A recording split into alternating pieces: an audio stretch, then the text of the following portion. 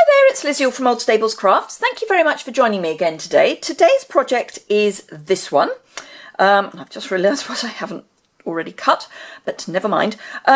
So this is using the mini treat bag die, which I've been eyeing up for a while now and finally got round to buying. Sorry, I'm just trying to cut some ribbon while I'm talking to you. Unfortunately, I have just the right length left on the reel. Hurrah!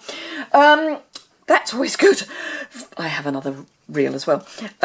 So, yes, the mini treat bag, which is just... Why didn't I get it sooner? It's just so easy. So, I thought I would use it for today's trick or treat Halloween project. I would say I am going to apologise in advance because I'm shooting this at roughly 1:30 in the middle of the day, and the lighting here today is very odd. We've got the tail end of Hurricane Ophelia hitting the UK today, and it's doing some really strange things to the light. I mean, the wind is just phenomenal and it hasn't actually got to us yet. So I do apologise if the lighting is even more bizarre than usual. It's actually quite scary out there. It's just really, really odd. If it was Halloween night, it couldn't be more appropriate, frankly. Anyway, let's get started. So, I'm using the Spooky Night Designer Series paper, and I thought I would just replicate the project that I've made before. I love this particular pattern of paper, but I've been struggling to use it. The other side is the stripes, which I've had no problem with at all, but this side I've been really struggling to use because I couldn't find anything that was big enough for it to be the background or the feature to. And then I got the gift bag thinlets, and this is perfect because it's just everywhere. So remember, as ever, all the measurements are on my website. The link for this post is directly below this video, so no mucking about with which one am I looking at. Just click on the link below and you will get there. So that's always good to know. So this piece of Designer Series paper is 6 inches from top to bottom and 9 inches across, and I'll have the metric on my website, so don't worry about those. Now there is a trick. It's not a big trick, but there is a trick to the to getting the bag together, kind of as near to perfect as you can get. There is going to be a join, and this is the join because that goes under there when you put the bag together, and obviously we'll cover that. So my personal feeling is that you should have the big die to the right and the small die to the left. Now, I'm not going to run this through as one because it's very tight. There's a lot of dye there. You probably could just about fit it through. Let's get a plate. It would be very tight. Yeah, no, I wouldn't do it. If you've got a standard big shot, then I wouldn't do it. If you've got a different die cutting machine that does the bigger A4 type platform, then you could. But you may want a slightly bigger piece of paper. So this, as I say, this is what I'm going to do. I'm going to have it so that this piece is to the right and this piece is to the left. Remember, that's the top. So in order to be able to read your pattern, you want the lower bit, if you like, at the top and the flap at the bottom.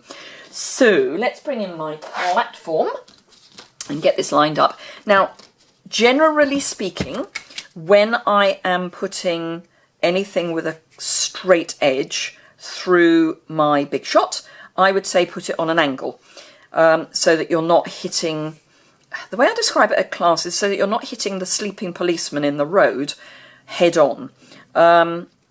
If you hit a sleeping policeman in the road or hump in the road, your car kind of gets a bit of a shock, and it's the same with the big shot. So generally, I would say, if you've got a straight edge, put it in at an angle, and I'll show you that when we do this piece. You can't do that with the big piece. You have to go head first. So we're just going to have to go for it. So having got that lined up, let me just pop it through my big shot, and I'll try and make sure the roof is still on the house in the process. I've just shifted the die. Okay, oof, that was the... So that, you probably heard even from the other side of the room, that was quite a... Let me bring the big shot a bit further in. That was quite a... but... Oh, and it hasn't actually, because of that, hasn't totally cut. So I'll run that through again. Let me just line that up. Probably needs to go back the other way. That's perfectly lined up again. Sometimes with these bigger dies it is worth going in both directions, just so that you know that it has cut properly.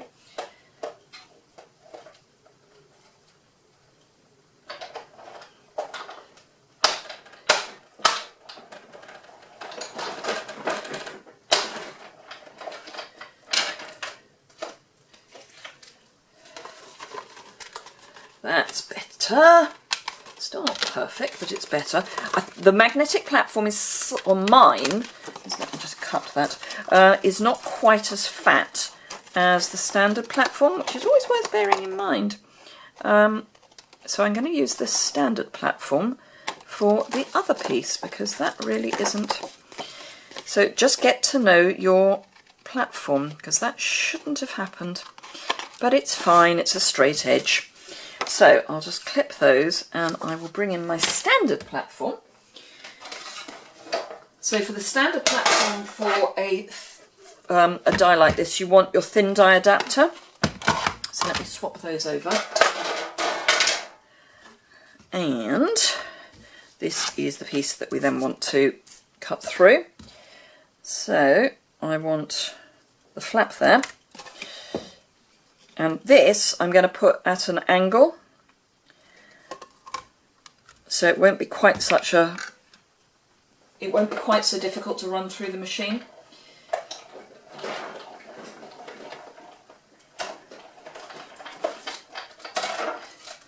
And that was just run through once, and as you see, it's popped out without any problem at all. So it's the difference between using, for me, and it's different for every big shot, for me it's the difference between using the magnetic base plate and not. So obviously for thinner die, or for dies that are a bit more difficult to cut, for me, I will remember that I need to use my standard platform. Now there are some creases that are already put in. So if you look at the die, there is a crease mark on the flaps. So I'm just going to reinforce those before I put everything together, so that I can see them. This one, they're kind of obvious that they're there, but it's just easier to do it before it's all one piece. And then to put this together, I'm just going to run some fast fuse down this flap.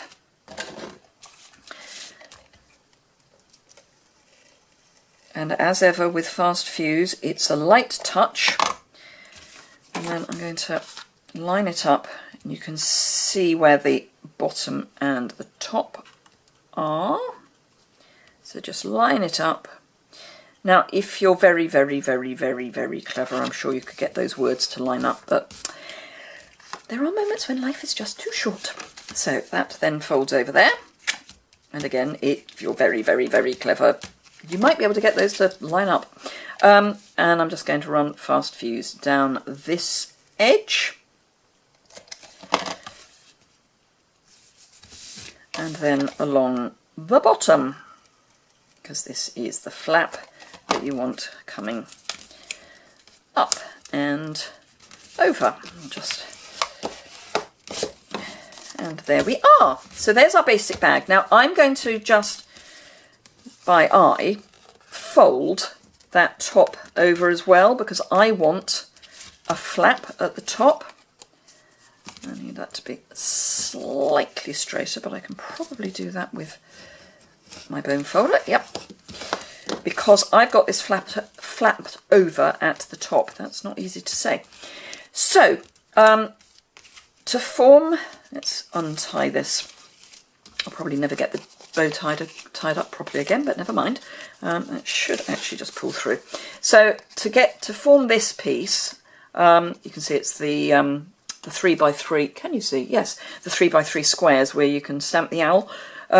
I've just cut a strip that's 4 inches by 2 inches, which is this, and I'm going to pop it through the scallop top tag. Now, this doesn't have a direction, so it doesn't matter, so I'm just going to pop it in until it stops. Punch, and there's my top, and then I'm just going to run another bit of fast fuse across the top there, and just pop that, and again by eye, across the middle, or in the middle of that bag, so that it's there as a flap. Now we're going to cover that join. I have already punched, or die cut rather, with the circle dies, the nesting circle dies, layering, sorry, using the third largest of the scallops. I've cut a piece of pumpkin pie, so I just thought that would save a wee bit of time. So I'm going to run another piece of fast fuse across the top there, and then actually I'll just pop some fast fuse down in a sort of square, for want of a better descriptor, and then pop that so it's just coming up over the top of the bag. So if you see here, it's coming over the top of the bag. So that's the basic bag done, and then pop that to one side. Where did I put my... there we are. To finish the bag off, I've got a piece of the cotton ribbon. Now, what's it called? It would be useful if I had that written down, wouldn't I? Classic Weave, there we are, in Whisper White. And all you do is you run it across the back, pop your ends together. I'm not worried that they're fraying because I will be trimming them. Just pop them through the tag topper and pull them neatly. So you want to kind of straighten them out so they are flat. And then I find it easier for some unknown reason to tie a bow from the wrong side, so with the top towards me. So my bow is going to be tied upside down. So I'm just literally going to tie a classic bow. Pull that a bit flatter, and then just tie my bow.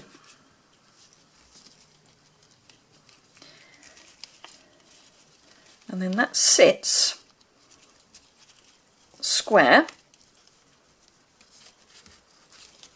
on my bag. And then I can just trim the ends so that they're neat. So that's that bit done. So now all we've got to do is the stamping, and there is some embossing as well, because I just thought I would step it up a wee bit. So for this I am using the Spooky Cat stamp set, and I will also be using the Everyday Label Punch. Now remember, if you get the Spooky Cat stamp set and you want the cat punch, you can buy that as a bundle. So do remember that.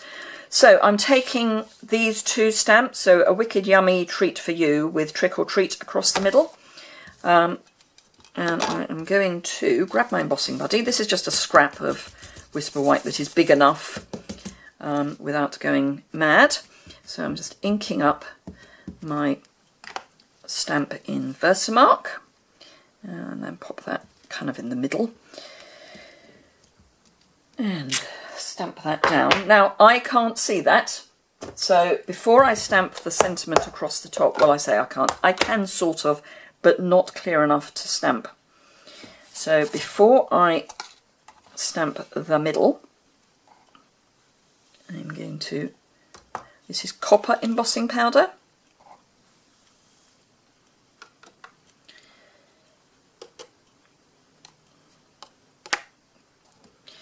So then I'm going to bring in my Trick or Treat stamp. And now I can see where to stamp. Well, I would be able to if you guys were in the way again.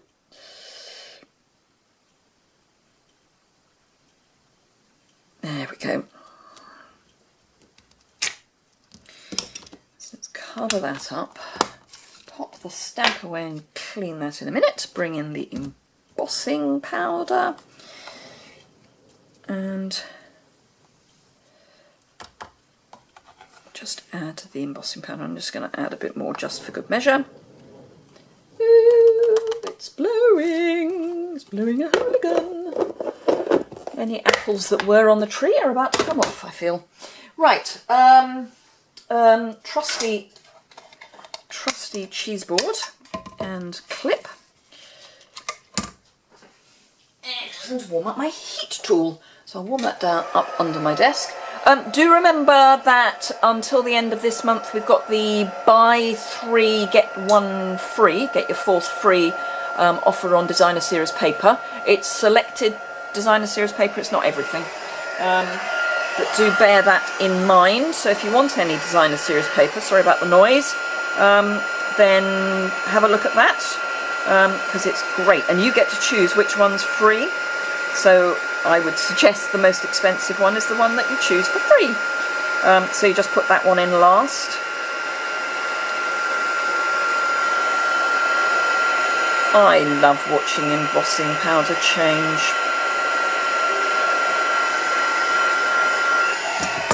Lovely. And of course, when you do that, when you buy your embossing, designer series paper, you will also, if you're doing it on my online store, get entered into my draw for the Merry Pattern stamp set. So for every £25 you spend, you get an entry into that. So worth bearing that in mind. I'm actually going to pop that to one side for a moment, or not one side. Now I am bringing in So Saffron. It is not one of the colours listed on the colours for the Spooky Night designer series paper. But I think it actually is a better match to this particular pattern than vanilla. So this is very vanilla. This obviously is So Saffron.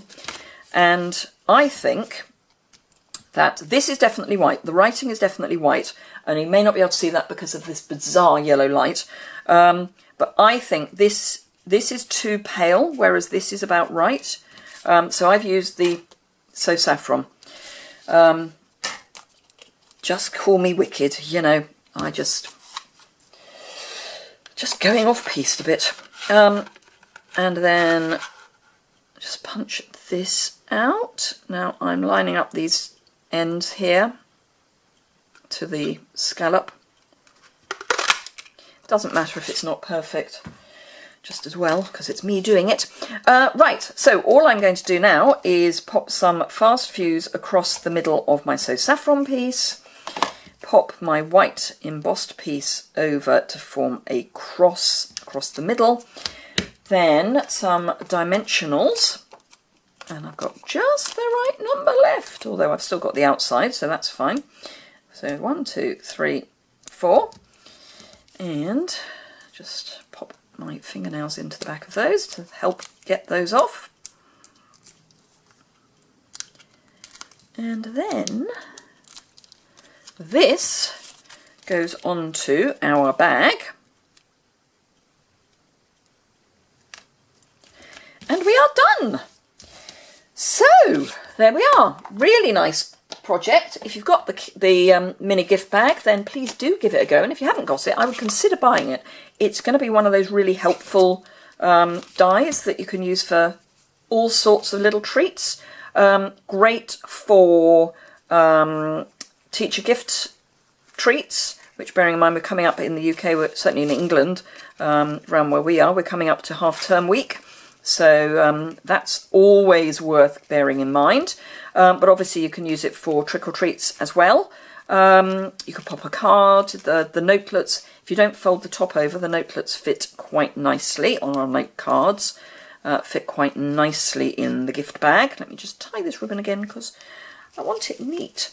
And then I can trim the ends off. Obviously you can use any supplies with this at all, but I just thought for my Halloween week this was quite a nice little project. If you enjoyed this, please do give it a thumbs up. If you are not currently a subscriber, just realised I haven't trimmed my ends. If you're not currently a subscriber, please subscribe. I have just hit my 2,000 subscriber mark, which is brilliant, and thank you all for that. I wanted to hit it by my birthday in November, and here we are in the middle of October. Yay! Very happy girl. Do pop over to my online store for any of the products you need. That would be a great help to me for my business. I do run a VIP program, so I do try and look after my customers really well and send them little gifts and stuff from the Hostess Code.